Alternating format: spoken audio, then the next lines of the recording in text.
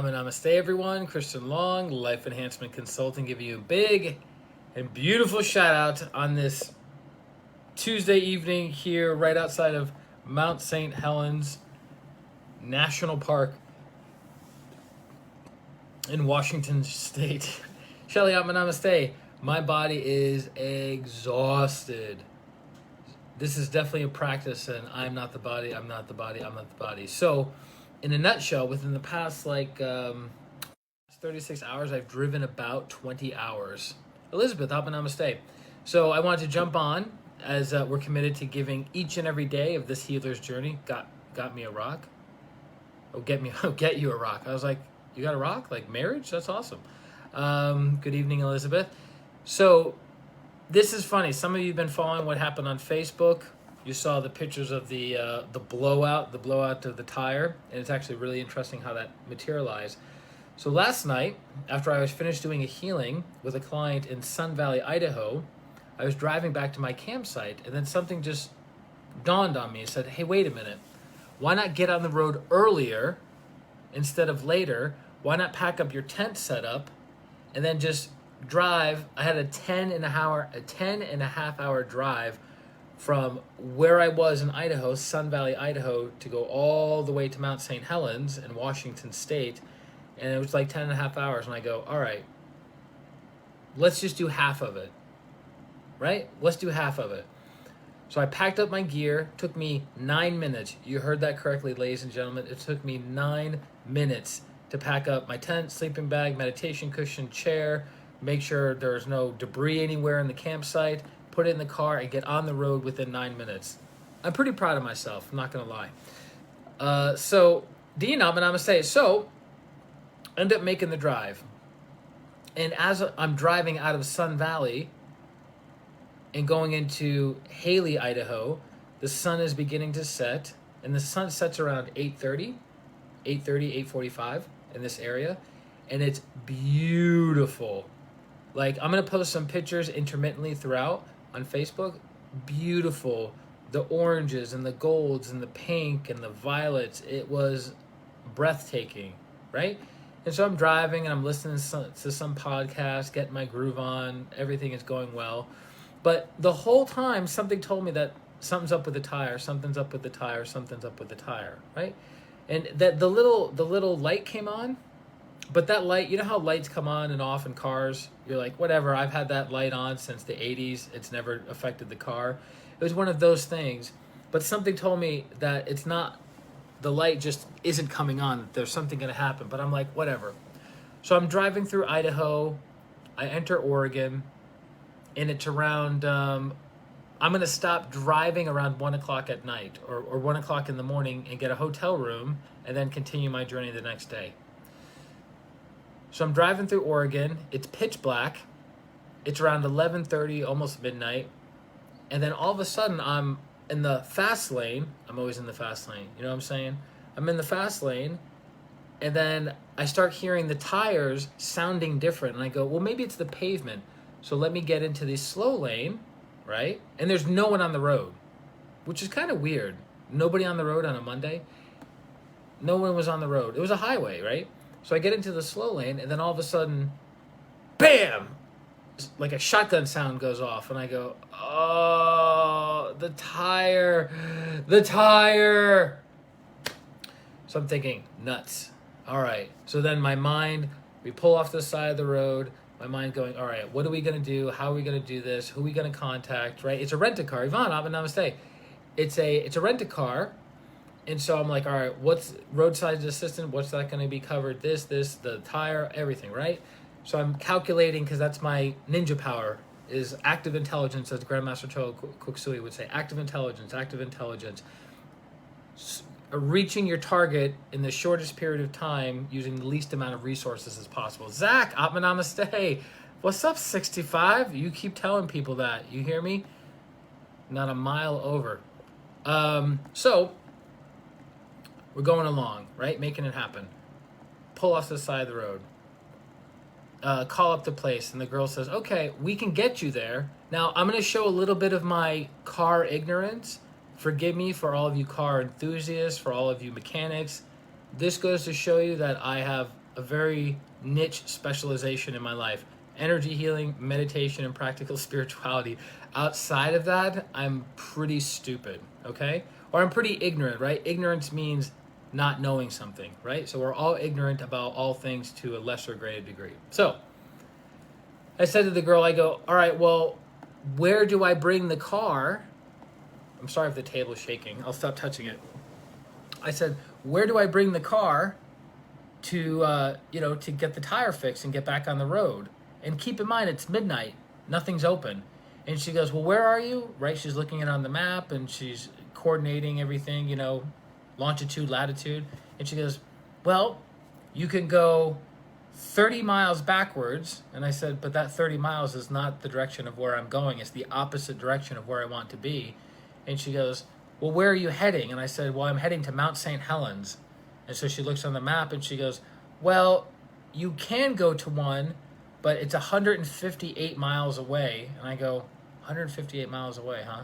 No, I'm sorry, 198 miles away. 198 miles away. In Kenwick.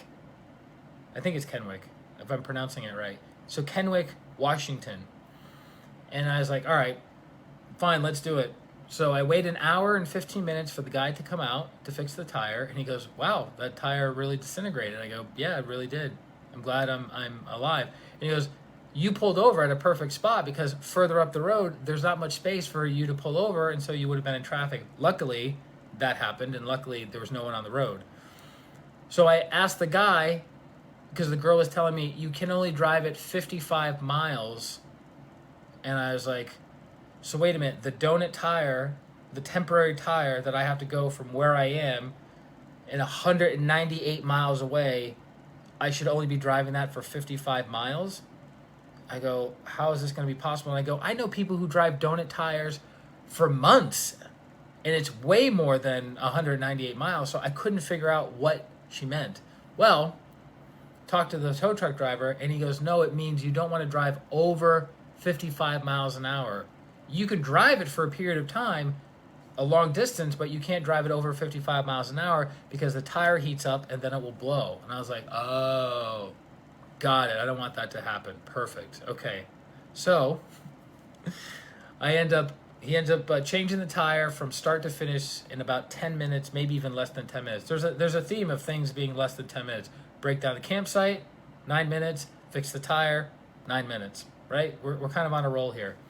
So then I'm like, all right, well, it's going to be difficult for me to trace or watch going 55 miles an hour when I'm used to going 65 miles an hour. Yeah, I'm used to going 65 miles an hour. And so I can't figure out the cruise control. And I'm like, looking the buttons. I'm just like not thinking clearly. I finally figure out the cruise control. I set it on to cruise, 55 miles an hour, and we're humming along. And it's going to take me an additional, from where I was, I had already been driving for 4 hours, 4 more hours. So I end up getting to Kenwick, Washington at 4:30 in the morning, right next to the Firestone where I have to replace the tire. You know, Zach, what's up? Where I had to replace the tire. And so my body is exhausted, right? I got up super early that day, and then I drove 9 hours, roughly, and I'm still not at my ultimate destination, which is Mount St. Helens in Washington State. So I park across the street from a chiropractic office, and there's something in front of me, but I can't quite tell what it is. You know what I'm saying? You're just kind of like groggy, and you're just not thinking clearly, and you're like, whatever. There's a parking space here. I'm just going to park here. So I put my eye mask on, I put my earplugs in, and I put the little pillow behind my neck, and I like do what I can to get comfortable, right? Because I'm like, I'm only going to be here for a few hours, and then I got clients to take care of. I'm planning out the rest of the day. When am I going to get the tire fixed? When am I going to work with my clients? Blah, blah, blah, right? So I'm like this, and then about an hour and a half later, all of a sudden, the car's vibrating, and there's a tremendous vibration coming through my system, and I realized I parked literally 7 feet, 8 feet from an active railroad station. So that thing that I couldn't quite make out in front of me, it was train tracks, and it was so loud, even with earplugs in, it was so loud but my body was so tired, it just got jarred really quickly of like, oh, that was a train, that's what that was, and then went right back to sleep. So I got up around 6:30. I made it over to the tire place. They opened at 7, and I explained the situation to the guy and said, "What do we do?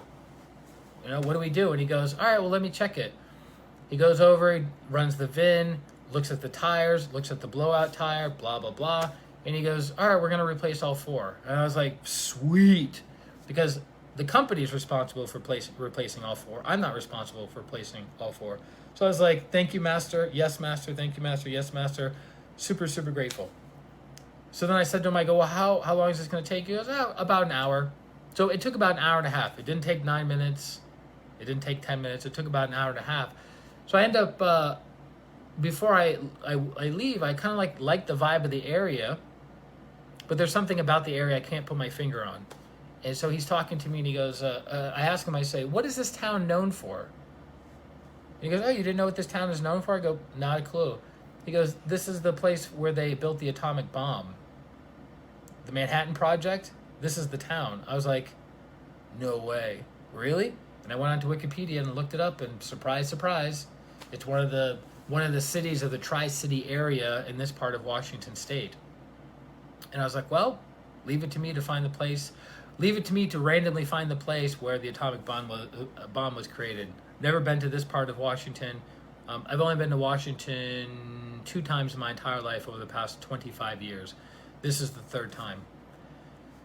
Get the tires fixed, I'm on the road. And then I'm like, I got a 5-hour drive ahead of me. So I'm driving through some beautiful lakes, some beautiful miniature mountain ranges, right, along this trail. I kind of go through Oregon again. I leave Washington, enter Oregon, and then enter Washington again. And it was one of the most beautiful drives I've ever experienced. I've driven some of the most beautiful routes in the entire United States. Throughout California, throughout Colorado. Where else have I mixed it up? Different parts on the East Coast, but I've driven some of the most beautiful, well-known roads, scenic views in all of the United States. And this view might be the top of the top that I've seen. It was majestic, if I can use such a word. But going through Washington State and going through all the little nooks and crannies into Mount St. Helens National Park was phenomenal. For those of you who have ever gone mountain driving, you know something known as a switchback, meaning you have a road and the road doesn't go straight up a mountain. The road goes like zigzags up a mountain. So that's called a switchback. Usually big mountains have big switchbacks, right? They're long. But driving up to the Mount St. Helens National Park, the switchbacks were super teeny tiny. So I'm like doing this. So, because I'm looking at the map, I go, I don't have that many miles to go. Why does it say it's going to take me 2 hours to go through this? And then I realized, wait a minute. I'm going through teeny tiny switchbacks, so you can't really get up any speed, 65 miles an hour. You can't get up any speed, right? But the evergreens, it was like, imagine having a Christmas tree and the experience of Christmas and the experience of the smell of the pine and the evergreens, and then imagine exploding that into an entire state. And that was the experience of about a 3-hour drive. It was so powerful. High energy put you on that path, for show. It was so beautiful. I was rolling down the window and I was smelling evergreens and I was smelling all these unique flowers, and it wasn't just green tree after green tree after green tree, but it was like yellow trees and white trees and lots of pink trees. I don't see very many pink trees anywhere in the country. It was kind of weird. I was like, what are these pink trees? And it's like I felt like I was driving through Lord of the Rings, like in New Zealand, right? I feel like I was driving through the Lord of the Rings. And even one house that as I was leaving the Mount St. Helens National Park, I saw somebody had like these teeny tiny baby bushes bright fluorescent green, like hurt your eyes. You're like, is that little bush going to turn into the Incredible Hulk? But the guy just had like 20 or 30 of these little fat bushes from the street all the way up to his doorstep. It was a super modern house, beautiful house, and these big, fat, stupid little bushes, and it was beautiful. It was beautiful. So much chlorophyll in the environment, right? And I happened to do this on a beautiful day. Now, what's the significance of Mount St. Helens?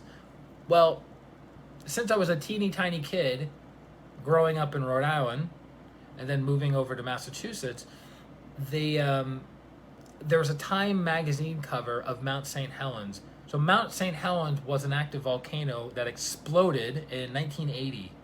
I think less than a month before my body was born. So I think it exploded in April or the beginning of May. My body was born in June, right? Something like that. And I always was fascinated by the picture of Mount St. Helens, but I never knew where it was. Even until recently, I always thought it was in Alaska for some reason. And then when I was planning my road trip for this month, I go, wait a minute, Mount St. Helens, let me just look. And surprise, surprise, Mount St. Helens is in Washington, southern Washington. I was like, all right, let's tear it up. So this is a childhood dream coming true, but I haven't quite hit it yet because I'm going to go back tomorrow. Now, why tomorrow? Because my body has been basically up for 36 hours, driving for 20 hours in that 36 hours. It's very tired. It's not safe. And I can't really enjoy the scenery, right? So I'm going to go back after I do healing clients. I have healing clients in the morning, and then when I'm done with my last client, I'm going to close up shop here at the hotel. Then I'm going to drive the 45 minutes back to Mount St. Helens National Park, and then find a camping site somewhere in the area, and then spend the night in this, spend tomorrow night in the area, and then go from Mount St. Helens down to Antelope, Oregon. For those of you not know the significance of Antelope, Oregon, if you go onto Netflix and you type in Wild Country, it's going to give you the story of the spiritual teacher Osho, who created a spiritual town in Antelope, Oregon in the 80s.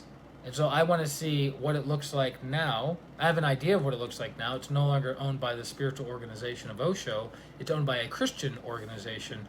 But I still want to go there, look at the place, connect to the energies, and see what I find, see what I experience. So that's kind of the plan for tomorrow and a half. But I'm super grateful that I didn't die in having the blowout and get hit by traffic. You're like, why didn't you just get a hotel room and stay the night? Because you can't be driving more than 55 miles an hour on a donut tire. And if I left early in the morning, I'm going to be in rush hour traffic, and then all these people are going to be up in my grill. And it's not safe for them, and it's not safe for me.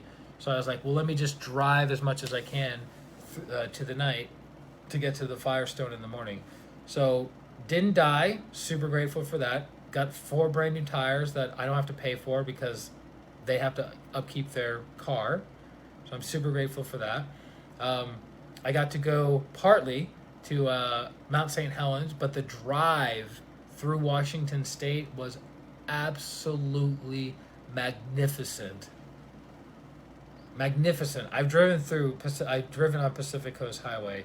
I've driven through the Miracle Mile in Colorado. I've driven through Flathead Lake in Montana. It's 197 square miles. A lake that's 197 square miles. Do you know how big that is? That is a gigantic lake. It's the largest freshwater lake west of the Mississippi. Huge. So I've had an opportunity to drive around nature and really suck it up, but this was on another level. And I grew up in Massachusetts. I love your descriptive language. Thanks, Dean. I grew up in Massachusetts, so Massachusetts is like a baby because they have like the evergreens and the pines and all that. So it's like a baby compared to the parent of Washington State. And if I had to guess, I haven't been to Alaska, but I had a friend and a client who's been to Alaska. She was there for about a month, and it's like the grandfather of evergreens and pines and conifers and all that stuff. So the plan is to go to Alaska this year. We're working on it.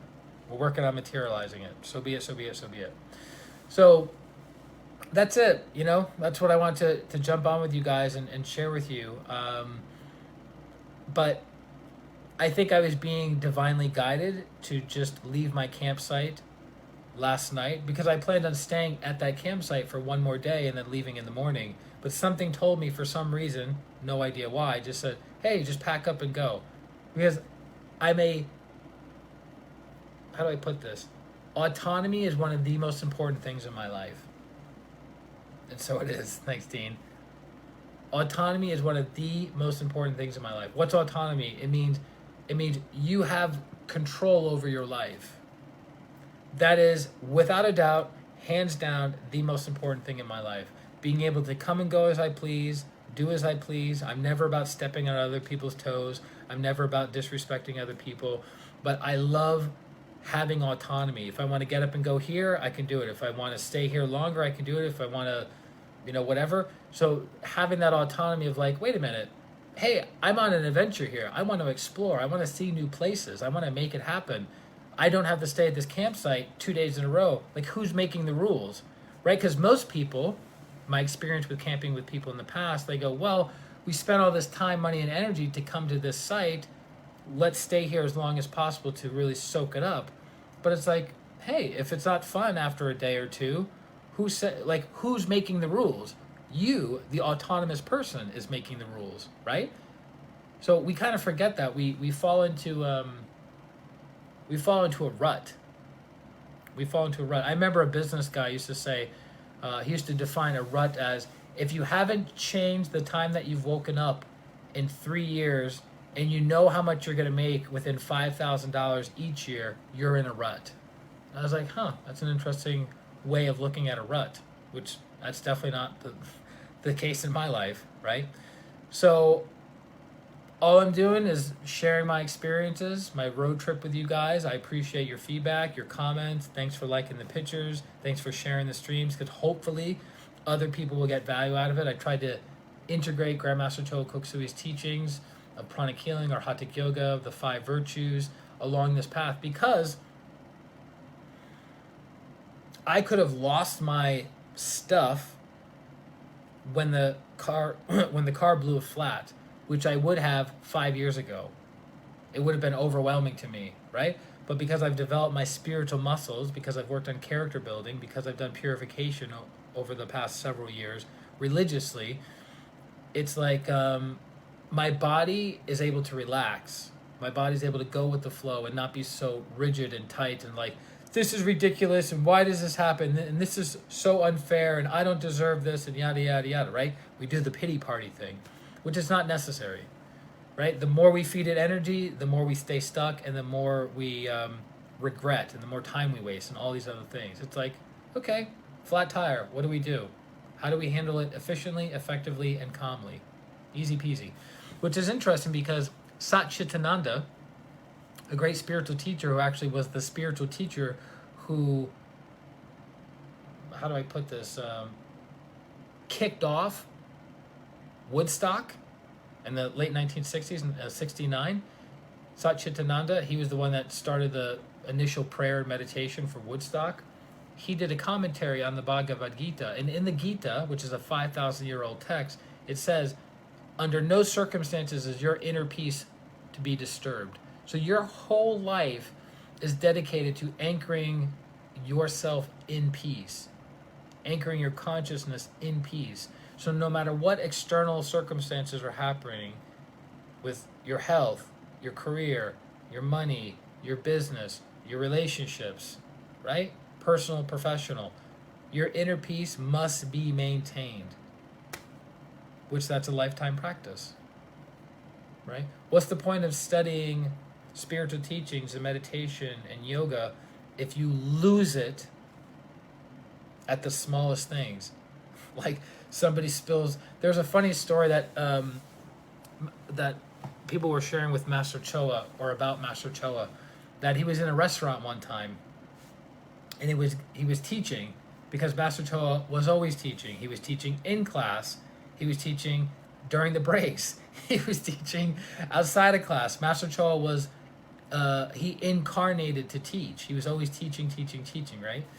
And so one time the people are putting in their orders for lunch, and he's sitting with them and he's teaching them some technique or principle or what have you, and the waitress accidentally dumps water all over Master Choa's lap. Like an entire pitcher of water goes right into his lap on his khakis. And Master Choa didn't skip a beat. He continued the lesson, and then he noticed that people were being distracted. They were letting their inner peace and their focus go astray to Master Choa, wet pants, and he says, "Look, it's only water. It will dry. What's being given to you are priceless teachings. Shall we continue?" Right? So it's like, that was the kind of focus that Master Choa had. He knew what to put importance on. He knew where to put his attention, and he also knew where not to. It's only water. But how often in our lives does water happen, spilling water, spilling milk, and we act like it's the end of the world when it's really not? Right?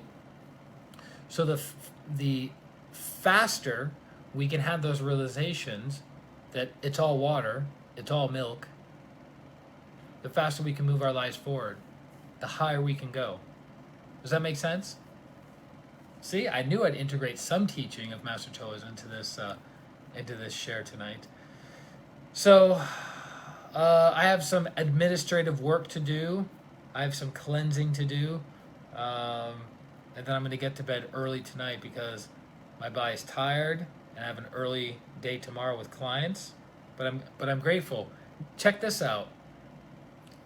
I was fixated on this place for some reason. I'm right outside of Portland, Oregon, at a guest suites, and I'm fixated. And funny enough, I ended up talking with the manager, which oddly enough, I don't know what was going on, but I didn't hear him coming out of the bathroom. But when he came from behind the desk, he was zipping up his pants. And he tried to make it look kind of nonchalant and casual. And I'm like, were you having sex with someone in the back room? Or were you jerking off in the back room? Like, what's going on? Like, because I didn't hear a toilet being flushed, so I'm assuming he wasn't going to the bathroom. A little odd, but whatever. So, his name is Jason, which is my oldest brother's name. This guy lived 4 miles from where I lived in Denver. He knew exactly where I lived because he looked at my address. He knew exactly where I lived, and he lived 4 miles from that address in Denver. What are the chances, right? Like, super weird and random. And then I needed a late checkout. And I got the late checkout. Like it was built in, because usually for a late checkout you have to pay, but their checkout is noon. I was like, perfect, right? And then they have a full kitchen. They have a stove. Like, how many hotel rooms have it? Like a full refrigerator, a full stove, a microwave. Like, I could tear it up here for a couple days, but not my focus.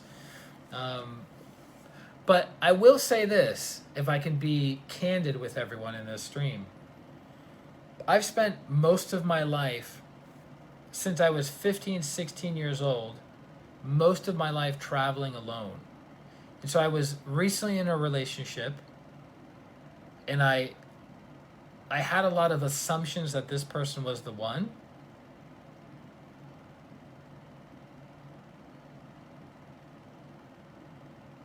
And so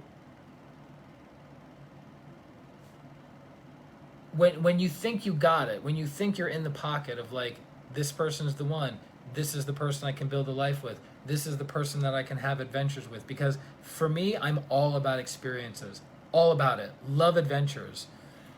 I'm not big into the material world, right? Somebody's like, oh, I just bought a 7,500 square foot house. I just bought a Rolls Royce or a Ferrari or a Lamborghini. It's like, I celebrate that. Like, beautiful. That's amazing. That proves that you have a level of industriousness and a level of prosperity consciousness and prosperity karma to be entitled to those things. But you're also working 80, 90, 100 hours a week, right? That's not my thing. I'm more interested in having experiences, right? And so I've noticed throughout most of my life, even when I was married and even when I was in relationships with partners, we could never share the experiences of adventure. Not that I didn't have adventures with some of those partners, but because of our dynamic and because of our financial situations at the time, we were never able to like travel, just get up and go, or just get up and have a cool experience. Let's do skydiving, right? I did skydiving in Vegas, the highest you can go, 15,000 feet without an oxygen tank. And that was my first time skydiving in Las Vegas. And it was amazing, like super, super grateful. But as I reflect on all the beautiful places that I've been to over the past 5 years around the country, most all of it has been alone. And it's like, what obstacle, blockage, impediment do we need to remove, right? Energetically, because that's the world that I live in, that's the world that I work in. How do I remove the inner blockage, obstacle, and impediment to having a beautiful, harmonious relationship with a partner that I can have an adventure with? Because it's super, super important to me. But yeah, there's obviously a blind spot. My mentor and I work on a lot of things, and this is one more thing that her and I can probably work on. But yeah, it's but even since I was 15 years old, I've been traveling the country, certain parts of the country. As a 15, 16-year-old, I couldn't even rent places to stay. I couldn't even check into a motel or a hotel, but I had like $2,500, $3,000 in cash on me, right? But I couldn't get into a place because I had no ID and my age wasn't appropriate. I haven't thought of this for a long, long time. When I was in college in 1999 at Springfield College in Springfield, Massachusetts, all of my friends got fake IDs. All my friends got fake IDs so they could go to the clubs that were 21 and older so they could drink. But I never drank. I never partied. That wasn't my scene. But I went to the place with them and I paid for a fake ID. And they go, wait a minute. Why you have a fake ID, but it has your actual birthday on it. So you're still 19. Why didn't you make it 21? And I go, because I just wanted to have an extra ID. They go, but you don't go to the University of Virginia. You go to Springfield College. So it was just like little things like that, you reflect on as a kid. Like, why did I do that? But I just wanted an extra ID, right? I didn't want to drink. I didn't want to go to that scene. I wasn't interested in it. So anyways, weird times indeed. So lots of love to each and every one of you. Thank you for jumping on the stream, sharing some time with me. May God and my teacher's blessings be upon you in all ways, shapes, and forms. May you be healed. May you be transformed. May you be blessed with good fortune. And check us in tomorrow. By tomorrow, we would have gone to Mount St. Helens. I might even have good enough reception to do a quick video or live stream there of what I experienced driving through that heavily wooded area. That heavily wooded is an understatement. No reception for 2 hours. Literally. I was driving for 2 hours, got zero reception. So I'm not sure if I can get any reception inside of Mount St. Helens. But we'll give it a shot, see what happens. If not, we'll just talk about it tomorrow evening. So, love you guys very much. For those of you who need healing, feel free to reach out to me at christianrlong.com. It's my name, it's my website. It has all my credentials on there. What is it called? Creds on there. And if I can serve you, please let me know. I look forward to connecting with you soon.